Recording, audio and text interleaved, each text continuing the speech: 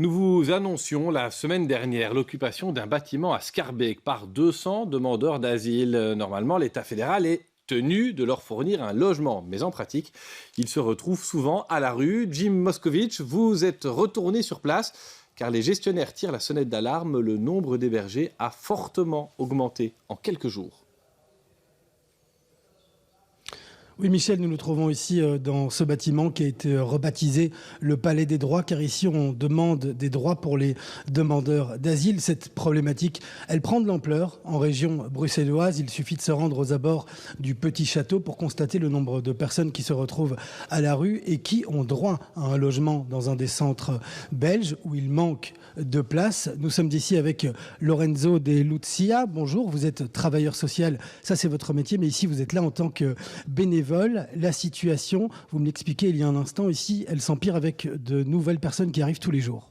Oui, ça fait maintenant presque 2 semaines que les occupants ici sont installés ici.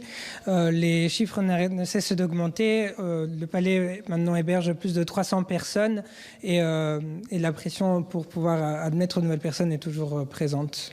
Alors vous avez plusieurs revendications. Ici, nous sommes dans un bâtiment privé, mais qui est géré par la région bruxelloise. Vous avez peur d'être délogé ?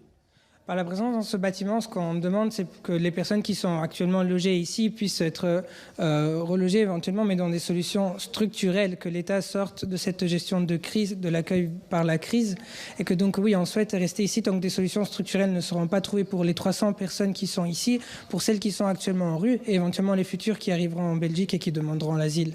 Alors les solutions structurelles, c'est au niveau fédéral. Au niveau de la région, ici, est-ce que vous avez réussi à rentrer en contact pour savoir si vous allez avoir le droit de rester ? Vous êtes ici depuis le 21 octobre. Est-ce que vous savez jusque quand vous pourrez rester ? Non, on ne sait pas encore, et c'est une des revendications, c'est pouvoir justement rencontrer les responsables de la région, mais également la secrétaire d'État Nicole Demore et éventuellement la direction de FEDASIL pour pouvoir travailler éventuellement à ces solutions.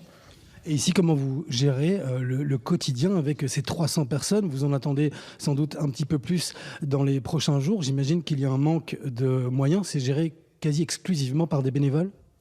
Ce centre est géré exclusivement par les occupants. Il y a des équipes de nettoyage, des équipes de sécurité.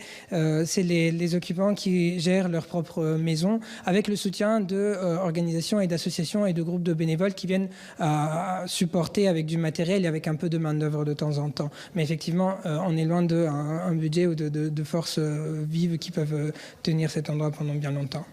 Merci Lorenzo De Lucia.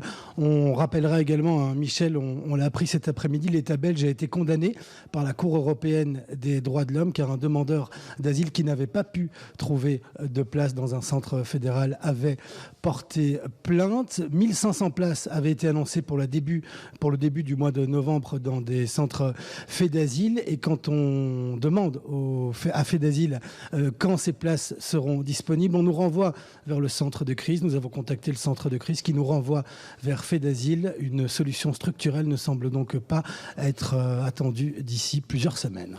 Merci Jim Moskovitch pour tous ces éléments en direct.